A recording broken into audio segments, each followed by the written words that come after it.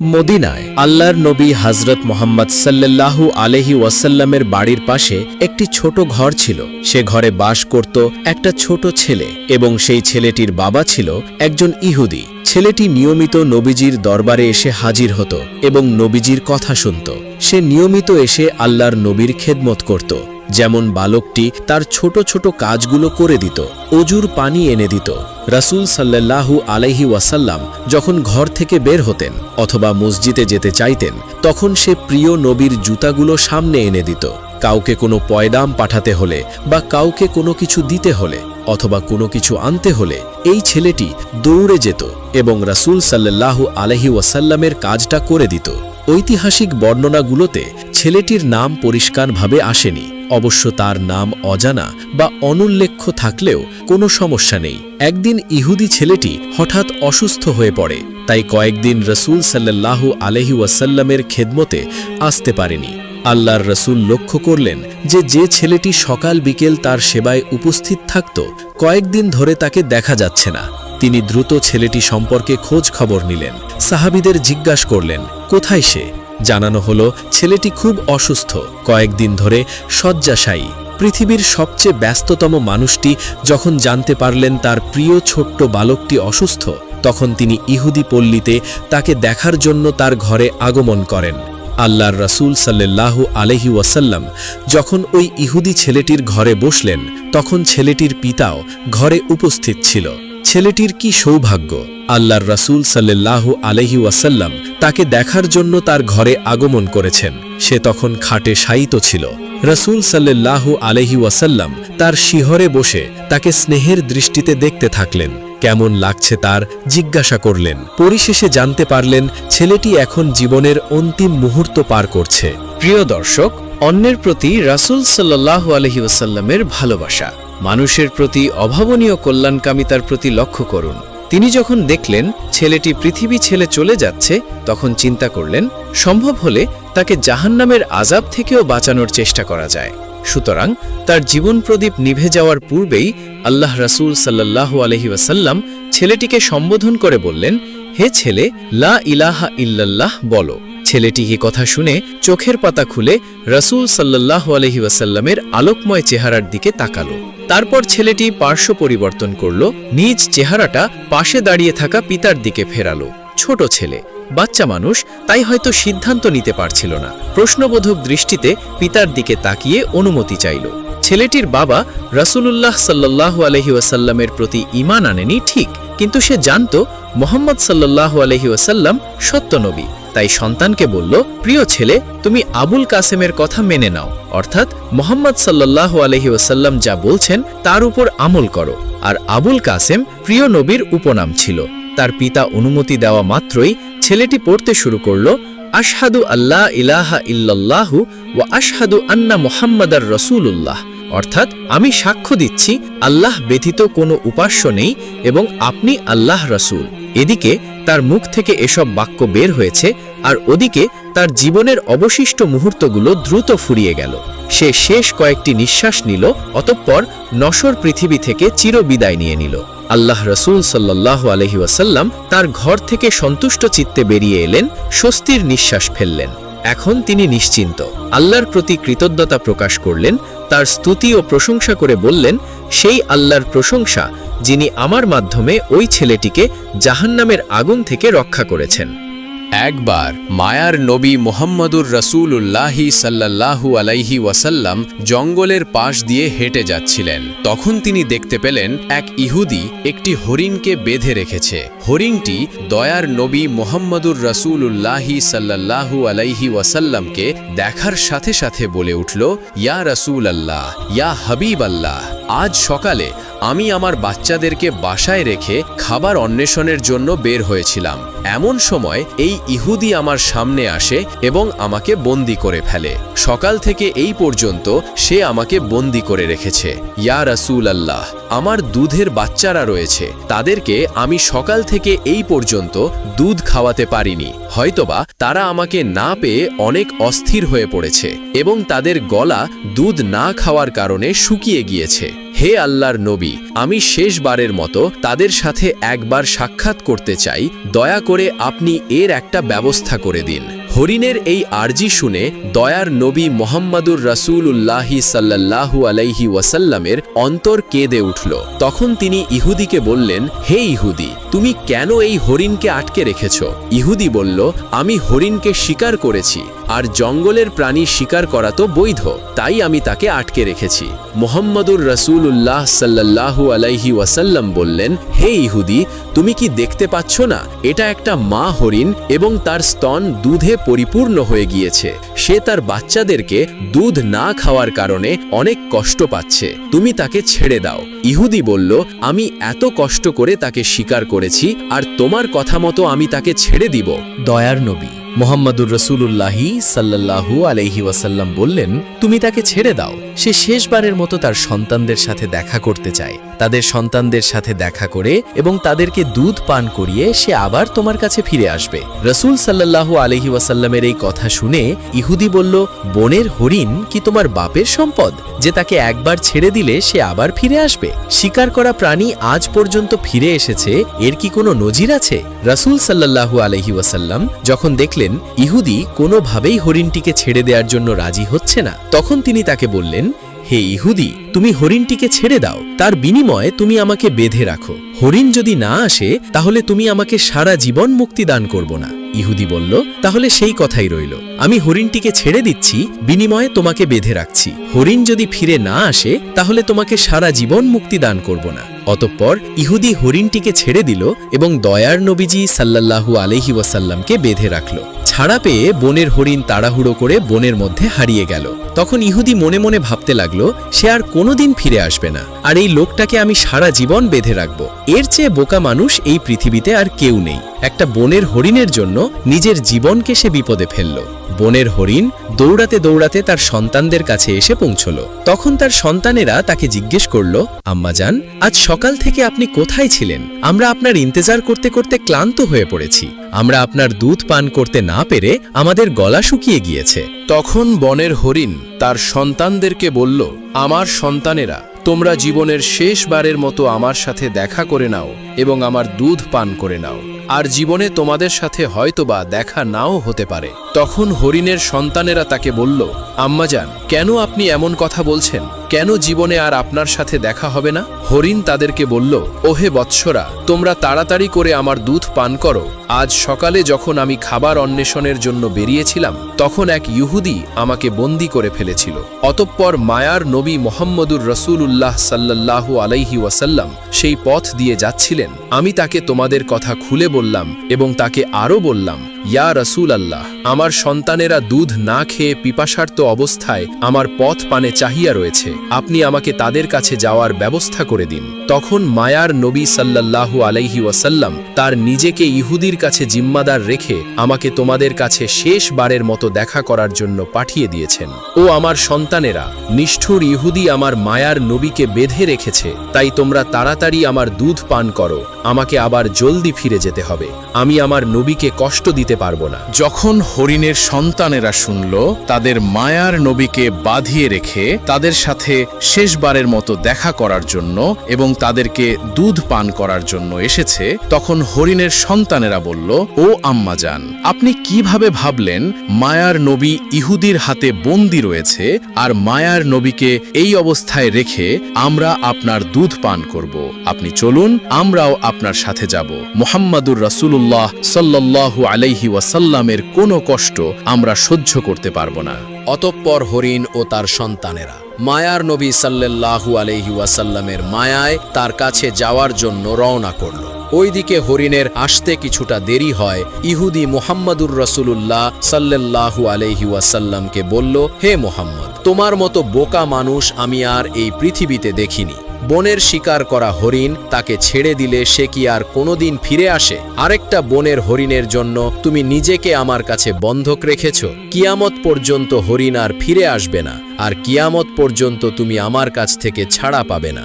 মুহাম্মাদুর রাসূলুল্লাহ সাল্লাল্লাহু আলাইহি ওয়াসাল্লাম ইহুদির এই কথা শুনে বললেন, ওরে ইহুদি, তুই একটু ধৈর্য ধারণ কর, অবশ্যই হরিণ আমার মায়ায় আবার তোর কাছে ফিরে আসবে। রসূল সাল্লাল্লাহু আলাইহি ওয়াসাল্লামের এই কথা শুনে বলল, হে মুহাম্মদ, তোমার এই অলৌকিক কল্পনা ছেড়ে দাও। আমি দৃঢ় বিশ্বাসের সাথে বলছি, কিয়ামতের আগ পর্যন্ত হরিণ আর ফিরে আসবে না। এইভাবে কিছুটা সময় কেটে গেল, আর ইহুদি মনে মনে ভাবতে লাগলো, মুহাম্মদকে আটকে রেখে বড় রকমের একটা অর্থ তার সঙ্গে স্ত্রীদের কাছ থেকে আমি উসুল করে নিতে পারবো। বনের হরিণ কি জীবনে কারো মায়ায় কোনো কারণে ফিরে আসে? এই লোকটা একটা বেকুব ছাড়া আর কিছুই না। এইভাবে কিছু সময় অতিবাহিত হওয়ার পরে ইহুদি দেখল, বনের হরিণ শুধু নয়, বনের হরিণের সাথে তার সন্তানেরাও ফিরে এসেছে। এই দৃশ্য দেখে ইহুদি অত্যন্ত অবাক হয়ে গেল। তখন মুহাম্মাদুর রাসূলুল্লাহ সাল্লাল্লাহু আলাইহি ওয়াসাল্লাম হরিণকে জিজ্ঞেস করলেন, তুমি তোমার সন্তানদেরকে কেন নিয়ে এসেছো? কথা তো ছিল তুমি একাই ফিরে আসবে। তখন মা হরিণী বলল, হে আল্লাহর রাসূল, আমি যখন আমার সন্তানদের কাছে গিয়ে বললাম, মায়ার নবী মুহাম্মদুর রাসূলুল্লাহ সাল্লাল্লাহু আলাইহি ওয়াসাল্লাম তার নিজেকে ইহুদির কাছে জিম্মিদার রেখে আমাকে তোমাদের কাছে জীবনের শেষবারের মতো দেখা করার জন্য পাঠিয়েছেন এবং জীবনের শেষবারের মতো দুগ্ধ পান করার জন্য পাঠিয়েছেন, তখন আমার সন্তানেরা বলল, ও আম্মাজান, আপনি কিভাবে ভাবলেন মায়ার নবী মুহাম্মদুর রাসূলুল্লাহ সাল্লাল্লাহু আলাইহি ওয়াসাল্লামকে বাঁধিয়ে রেখে আমরা আপনার দুধ পান করব? ইয়া রাসূলুল্লাহ, ইয়া হাবিবাল্লাহ। তখন আমার সন্তানেরা আমার সাথে রওনা করে চলে এসেছে। হে আল্লাহর নবী, আপনার সাথে বেয়াদবি করার জন্য আপনি আমাকে ক্ষমা করে দিন। এতক্ষণ পর্যন্ত আমরা আপনাকে কষ্ট দিয়েছি। অতঃপর মুহাম্মদুর রাসূলুল্লাহ সাল্লাল্লাহু আলাইহি ওয়াসাল্লাম ইহুদিকে লক্ষ্য করে বললেন, ও ইহুদি, এই নাও তোমার শিকার করা হরিণ ফিরে এসেছে। শুধু সে ফিরে আসেনি, ফিরে এসেছে তার সকল সন্তানগুলি। এখন তুমি তাদেরকে তোমার কাজে ব্যবহার করতে পারো। আর তুমি এ কথা মনে রেখো, আমি সত্যি নবী, আমি শুধু মানুষের নয়, আমি বন জঙ্গলের পশু পাখি এবং সমগ্র জাহানের নবী। এই বলে মুহাম্মদুর রাসূলুল্লাহ সাল্লাল্লাহু আলাইহি ওয়াসাল্লাম চলে যেতে লাগলেন। তখন ইহুদি পিছন থেকে ডাক দিয়ে বললেন, ইয়া রাসূলুল্লাহ, ইয়া হাবিবাল্লাহ, বনের হরিণ যার মায়ায় ফিরে আসে, আমি বুঝতে পেরেছি তুমি আল্লাহর নবী ছাড়া আর কেউই নয়। হে আল্লাহর রাসূল, আমাকে আপনি আপনার হাতে হাত রেখে কালেমা পড়ে মুসলমান করিয়ে দিন। আর এই হরিণের আমার দরকার নেই। আপনি আমাকে আপনার চরণ তলে রেখে আপনার গোলামি করার সুযোগ দিন। অতপর মুহাম্মাদুর রাসূলুল্লাহ সাল্লাল্লাহু আলাইহি ওয়াসাল্লামের হাতে হাত রেখে সেই ইহুদি মুসলমান হয়ে গেলেন। অতপর ইহুদি হরিণটিকে মুক্ত করে দিল, আর বনের হরিণ মায়ার নবী মুহাম্মাদুর রাসূলুল্লাহ সাল্লাল্লাহু আলাইহি ওয়াসাল্লামকে সালাম করে তার সন্তানদেরকে নিয়ে বনে ফিরে গেলেন। প্রিয় দর্শক, এই রেওয়ায়েতের অনুরূপে একটি রেওয়ায়েত তাবরানী ও বাইহাকি শরীফে উম্মে সালামা রাদিয়াল্লাহু তাআলা আনহু থেকে বর্ণিত রয়েছে।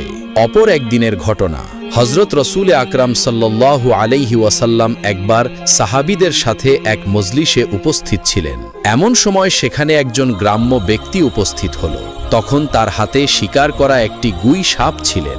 আগন্তুর রাসূল আকরাম সাল্লাল্লাহু আলাইহি ওয়াসাল্লামের দিকে ইশারা করে সাহাবায়ে কেরামদেরকে জিজ্ঞেস করলেন, ইনি কে? সাহাবায়ে কেরাম উত্তর দিলেন, ইনি আল্লাহ রাসূল সাল্লাল্লাহু আলাইহি ওয়াসাল্লাম। ইনি হলেন জিন ও ইনসানের নবী। ইনি হলেন তামাম বিশ্বজাহানের নবী। অতপর সেই আগন্তর গ্রাম্য ব্যক্তি বলল, আমি লাত ও উজ্জার কসম করে বলছি, আমি তাকে নবী বলে স্বীকার করি না। তবে আমার হাতে যে শিকার করা গুই সাপ রয়েছে, এই সাপটি যদি কথা বলে তার নবুয়াতের ব্যাপারে স্বীকৃতি দান করে, তাহলে আমি তাকে নির্দ্বিধায় নবী বলে মেনে নিব। বিশ্বনবী মুহাম্মদুর রাসূলুল্লাহ সাল্লাল্লাহু আলাইহি ওয়াসাল্লাম বললেন, তুমি সত্যি করে বলো তো, এই গুই সাপটি যদি তোমার কথা মতো আমার উপর ঈমান আনে এবং আমার নবুয়তের ব্যাপারে স্বীকৃতি প্রদান করে, তাহলে কি তুমি আমার প্রতি ঈমান আনবে? বেদুইন ব্যক্তি জবাব দিল, যদি সত্যি এটি হয় তাহলে আমি নির্দ্বিধায় তোমাকে নবী বলে স্বীকার করে নিব এবং তোমার প্রতি ঈমান আনব। তখন আল্লাহর নবী সাল্লাল্লাহু আলাইহি ওয়াসাল্লাম তাকে বললেন, তুমি গুই সাপটিকে ছেড়ে দাও। রাসূল আকরাম সাল্লাল্লাহু আলাইহি ওয়াসাল্লামের আদেশ মতো সে বেদুইন ব্যক্তি তার সামনে সাপটিকে ছেড়ে দিল। এরপর আল্লাহর নবী সাল্লাল্লাহু আলাইহি ওয়াসাল্লাম তাকে দেখে বললেন, হে গুই সাপ। গুই সাপকে ডাক দেওয়ার সঙ্গে সঙ্গে সেই সাপটি সকলের বুদ্ধিগম্য বিশুদ্ধ আরবি ভাষায় জবাব দিল, লাব্বাইক ইয়া রাসূল আল্লাহ, আমি আপনার খেদমতে উপস্থিত এবং আমি আপনার অনুগত। গুই সাপের এই কথাগুলি উপস্থিত সকলে শুনল এবং বুঝতে পারল। এরপর রাসূল সাল্লাল্লাহু আলাইহি ওয়াসাল্লাম তাকে জিজ্ঞেস করলেন, হে গুই সাপ, তুমি কার ইবাদত করো? জবাবে সাপটি বলল, আমি ওই আল্লাহর ইবাদত করি যার আরশ আকাশে, যার রাজত্ব দুনিয়াতে, যিনি সমুদ্রের ভিতরে পথ সৃষ্টি করেছেন, যিনি বেহেশতে রহমত ও দোজখে আজাব সৃষ্টি করেছেন। আল্লাহর নবী সাল্লাল্লাহু আলাইহি ওয়াসাল্লাম তাকে পুনরায় জিজ্ঞেস করলেন, আমি কে? সে জবাব দিলেন, আপনি আল্লাহর রসুল এবং আপনি আখেরি নবী। সেই ব্যক্তি আপনার সত্যতা স্বীকার করবে, সে সফল কাম হবে, আর যেই ব্যক্তি আপনাকে মিথ্যা প্রতিপন্ন করবে সে ব্যর্থ হবে। অতঃপর রাসূলে আকরাম সাল্লাল্লাহু আলাইহি ওয়াসাল্লাম সেই গ্রাম্য লোকটির দিকে লক্ষ্য করে বললেন, হে বেদুই, কোনো কিছু তোমার মনে আমি আল্লাহর রাসূল হওয়ার ব্যাপারে কোনো সন্দেহ রয়েছে? বেদুইন ব্যক্তিটি বলল, ইয়া রাসূল আল্লাহ, ইয়া হাবিব আল্লাহ, যার নবুয়তের ব্যাপারে একটি গুই সাপ সাক্ষ্য দেয়, তার নবুয়তের ব্যাপারে সন্দেহ করার আমি কে? হে আল্লাহর হাবিব, আপনি আমাকে মুসলমান বানিয়ে নিন এবং আপনার চরণতলে খেদমত করার সুযোগ দান করুন। তখন সেই বেদুইন রাসূলে আকরাম সাল্লাল্লাহু আলাইহি ওয়াসাল্লামের হাতে হাত রেখে কালেমা পড়ে মুসলমান হয়ে গেল।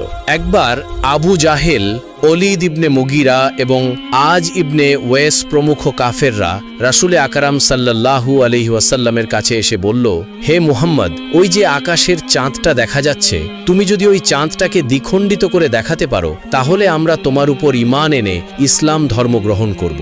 তখন রাসূলে আকরাম সাল্লাল্লাহু আলাইহি ওয়াসাল্লাম তাদেরকে বললেন, আমি যদি সত্যি সেই আকাশের চাঁদ দ্বিখণ্ডিত করে দেখাতে পারি তাহলে কি তোমরা আমার উপর ঈমান আনবে এবং আল্লাহকে আল্লাহ বলে স্বীকার করবে? তারা বলল, আগে আমাদেরকে চাঁদটি দ্বিখণ্ডিত করে দেখাও।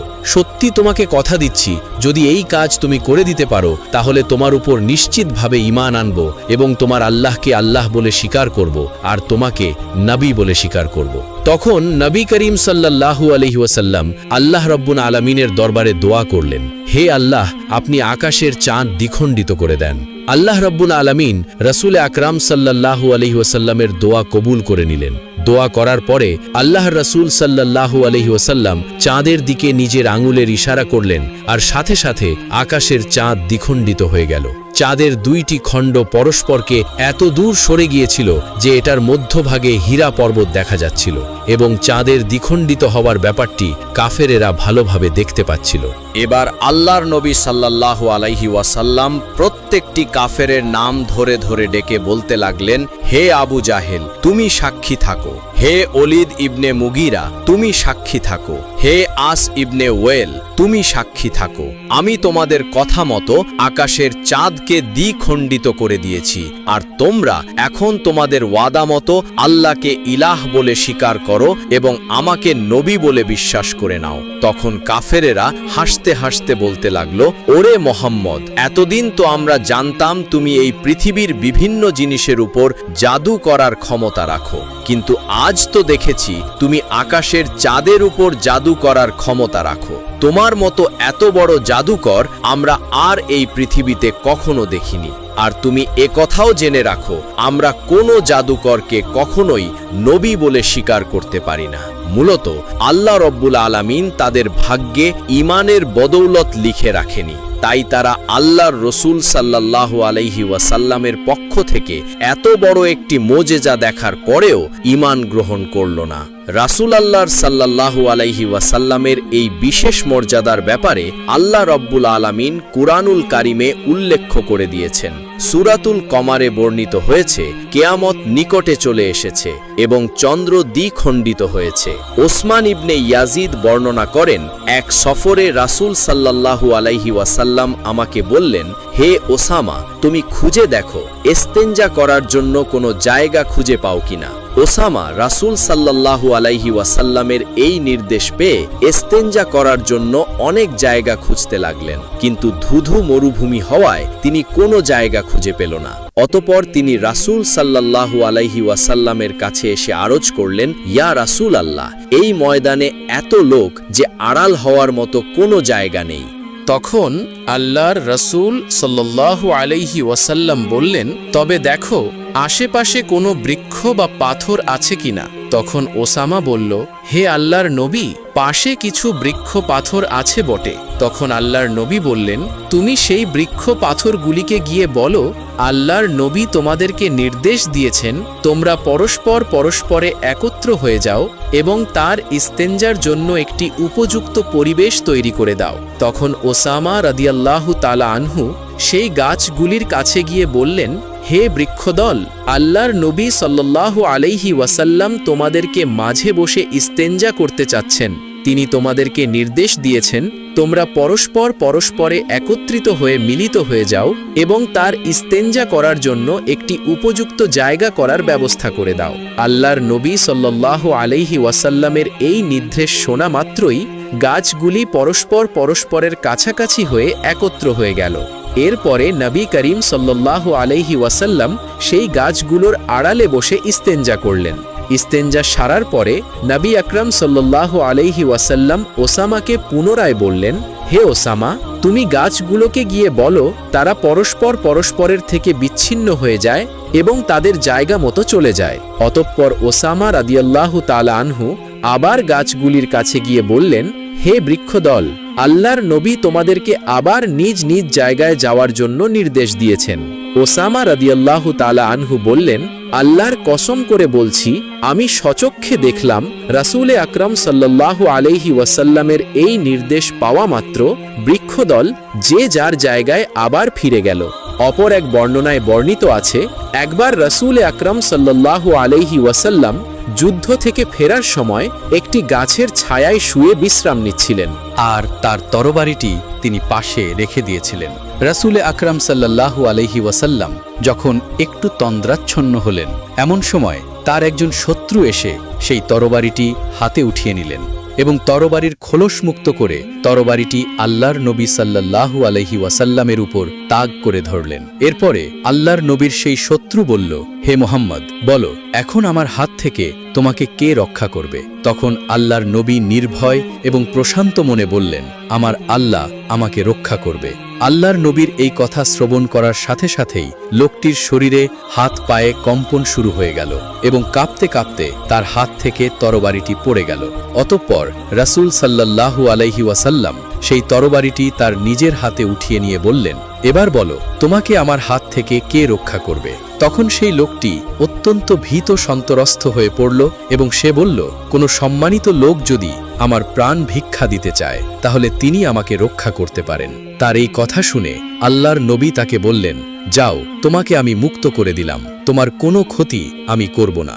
রাসূল সাল্লাল্লাহু আলাইহি ওয়াসাল্লামের এই উদারতা মহানুভবতা দেখে সে অবাক হয়ে গেল এবং সে তার সম্প্রদায়ের কাছে ফিরে গিয়ে বলল, আমি এমন একজন ব্যক্তির সাথে সাক্ষাৎ করে আসলাম যার মহানুভবতা ও উদারতা কোনো তুলনা হয় না। হে আমার সম্প্রদায়, তোমরা জেনে রেখো, আজ থেকে আমি তোমাদের সঙ্গ ত্যাগ করে সেই লোকটির জন্য আমার প্রাণ উৎসর্গ করব। এরপরে সেই লোকটি পুনরায় নবী করিম সাল্লাল্লাহু আলাইহি ওয়াসাল্লামের কাছে ফিরে এসে আরজ করল, হে আল্লাহর রাসূল, আপনি আমাকে মুসলমান করে নিন এবং আপনার চরণতলে খেদমত করার সুযোগ দান করুন। তখন আল্লাহর নবী সাল্লাল্লাহু আলাইহি ওয়াসাল্লাম তাকে কালেমা পড়ে মুসলমান বানিয়ে দিলেন। প্রিয় দর্শক, এই ছিল নবী করিম সাল্লাল্লাহু আলাইহি ওয়াসাল্লামের জীবনের বিশেষ কিছু মোজেজা। আল্লাহ রাব্বুল আলামিন রাসূল আকরাম সাল্লাল্লাহু আলাইহি ওয়াসাল্লামের জীবন থেকে শিক্ষা গ্রহণ করে আমাদেরকে সোনালী জীবন গঠন করার তৌফিক দান করুন। আমিন।